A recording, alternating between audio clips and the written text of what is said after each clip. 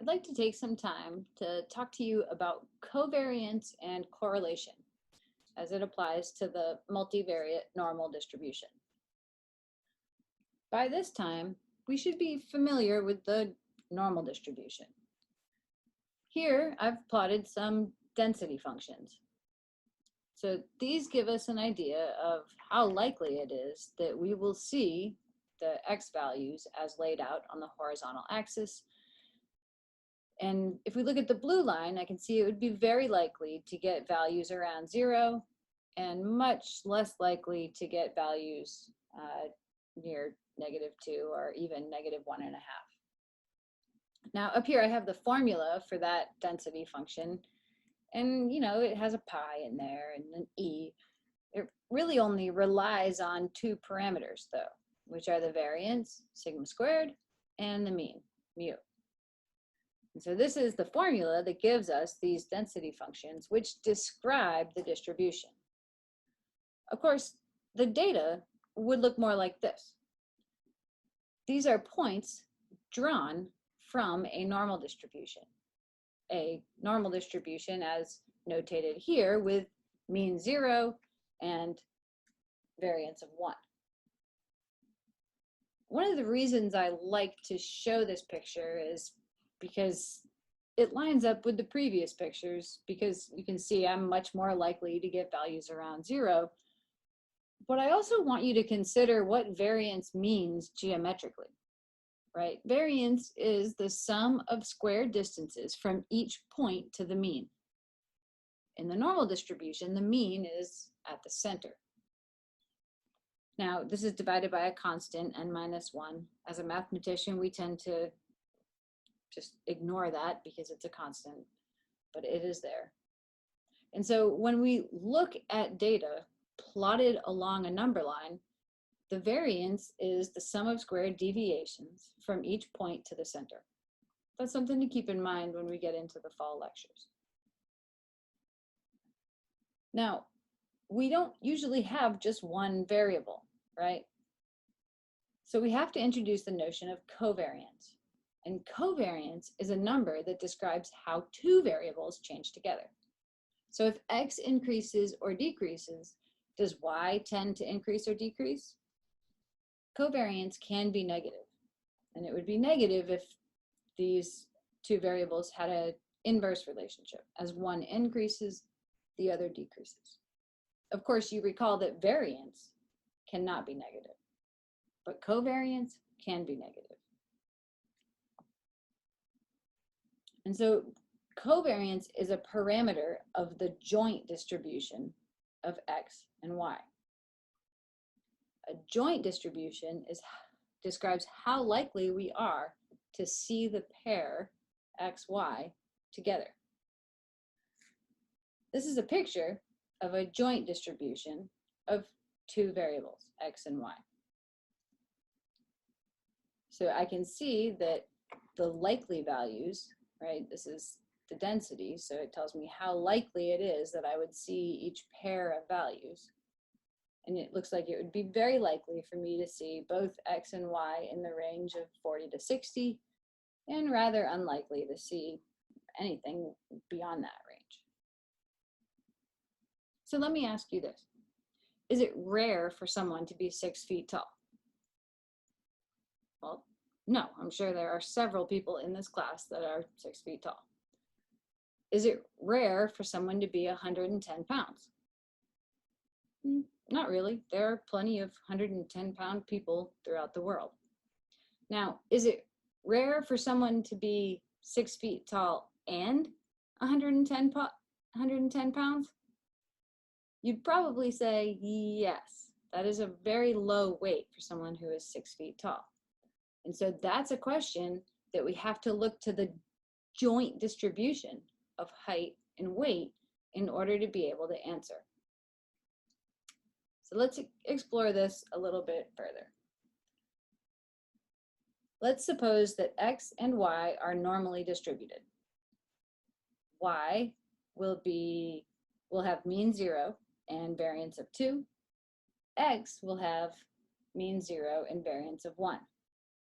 So here I have plotted the density function for y. You can see it's a little wider because it's got a larger variance, and the density function of x.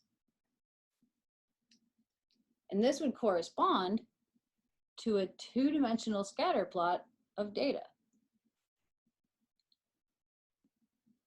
So here I have x and y plotted on a plane.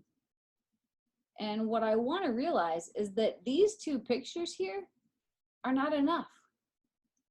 These two densities would help me, again, answer the question, is it unusual for someone to be 6 feet or 110 pounds?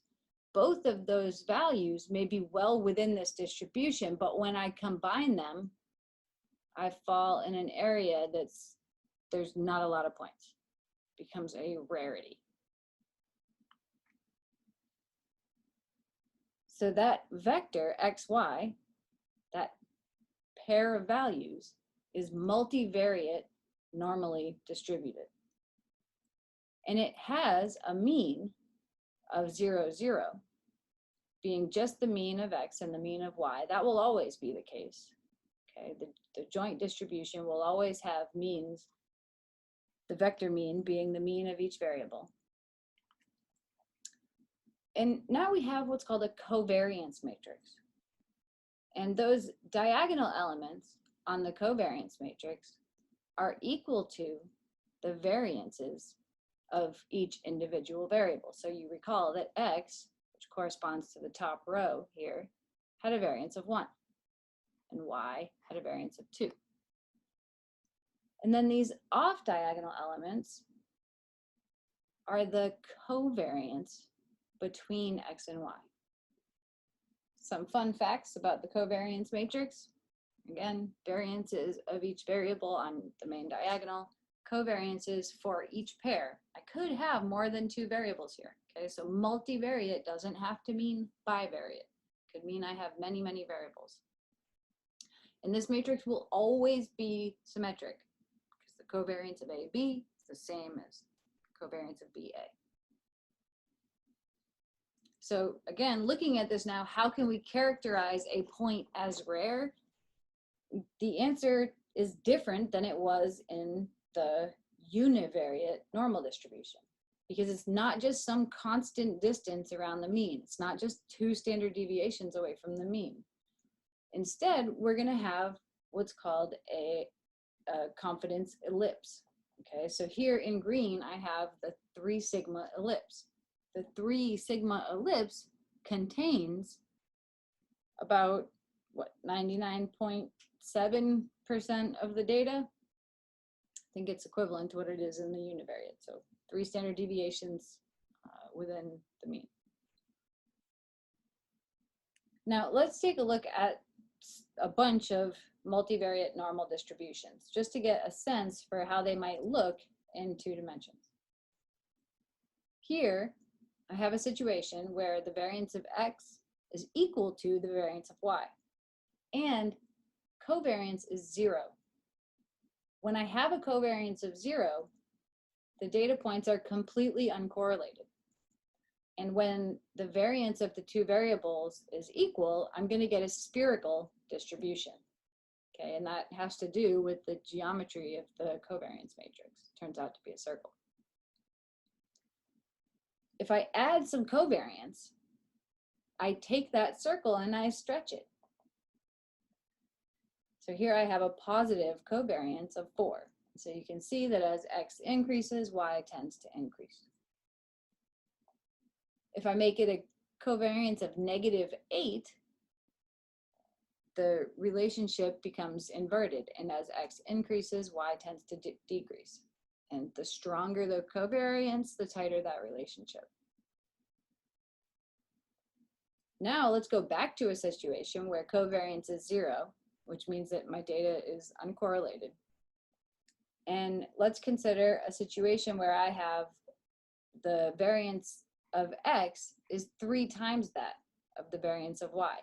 So what that does is just stretch out the spread along the x direction. And the variance of y is still the same. So let me just give you all of these pictures. on one slide. And again, the purpose here was just to explore that effect of covariance and the relationship between the variance of X and the variance of Y, and getting a sense for what types of different distributions we can make by altering the covariance matrix. When it comes to the actual calculation of covariance, well, the sample covariance is calculated from the data.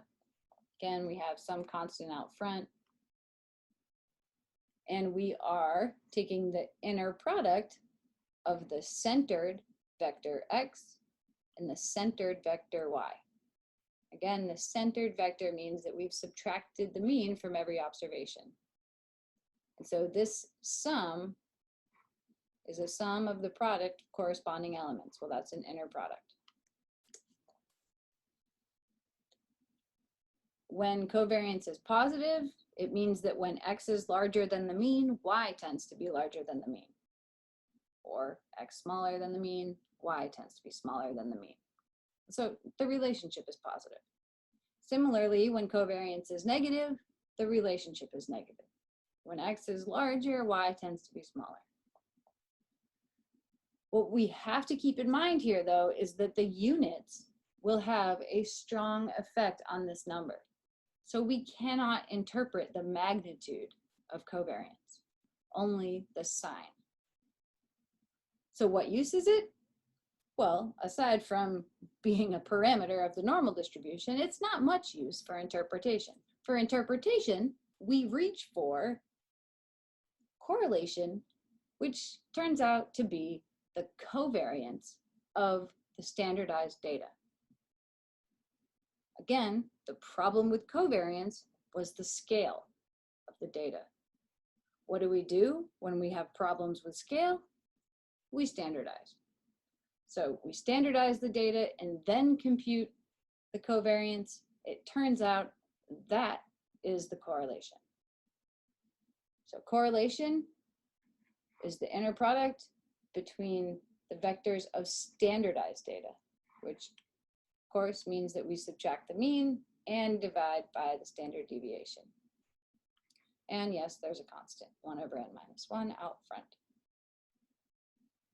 And as we should already know, correlation is bounded between -1 and 1, and its magnitude measures the tightness of a relationship.